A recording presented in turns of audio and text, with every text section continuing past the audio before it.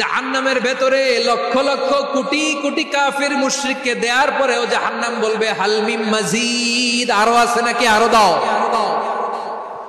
কোটি কোটি কাফেরের দল, মুশরিকের দল, সীমা লঙ্ঘনকারী দল, তাদেরকে যখন জাহান্নামে ফেলা হবে, বড় বড় পাথর খণ্ড জাহান্নামে ফেলা হবে, তারপরও জাহান্নাম বলবে হাল মিন মাজিদ, আরো আছে নাকি, দাও, আরো দাও, আরো দাও। আমার ক্ষুধা নিবারণ হয় নাই। জাহান্নামে তো উত্তপ্ত হবে, জ্বলন্ত হবে, ভয়ঙ্কর হবে। জাহান্নামের এক অংশ আরেক অংশকে খেয়ে ফেলবে। আল্লাহু আকবার। ফেরেশতারাও টালমাটাল হয়ে যাবে। জাহান্নামের রক্ষী ফেরেশতারা কি করবে তারা নিজেরাও বুঝতে পারবে না। কোটি কোটি মুশরিক কাফেরদেরকে জাহান্নামে নিক্ষেপ করার পরেও জাহান্নাম ঠান্ডা হবে না, শান্ত হবে না, বলবে হাল মিন মাজিদ, আরো আছে নাকি, আরো দাও।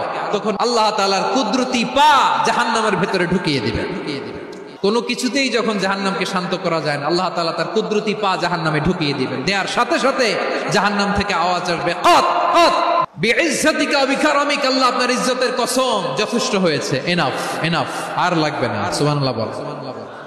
ওই ভয়ঙ্কর জাহান্নামে আমরা যেতে চাই কেউ?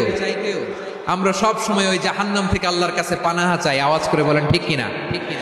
বিশ্বনবী সব সময় আল্লাহর কাছে আল্লাহর জান্নাত চাইতেন, আল্লাহর জাহান্নাম থেকে পানাহা চাইতেন।